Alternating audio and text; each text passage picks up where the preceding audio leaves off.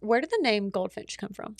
I love birds. I think birds are awesome. When I was in undergrad, the only non-pre-med class I took was avian biology. And I loved it. And I'd have to be like, okay, that's a Carolina wren, or this is like a chickadee. And so I've always kind of loved them. So we have like 2 feeders adjacent to our main kind of bay window where we eat dinner. And so 2 days after Owen died, the 4 of us, kind of around this round table, noticeably seeing an empty chair, we're like, what are we going to do? I don't know.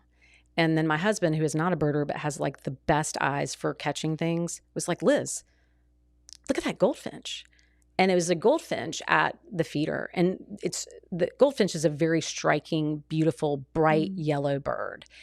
And he was there, and then he just kind of flew off. And I'm like, he's like, that's a sign. So of course I'm like, what does goldfinch mean? Do-do-do-do. And so I'm Googling on the internet, all the knowledge there. Oh, yeah. And what I found was that a goldfinch brings the symbolism of hope, reminder to stay positive in times of stress.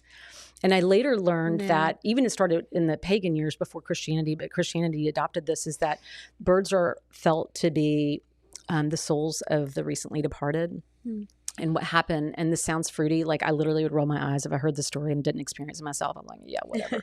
But I started to see the goldfinch, not at the feeder much, but like after a big talk at my presentation, or, I come home and I'd sit in my library and I'd look in the garden, the goldfinch was there.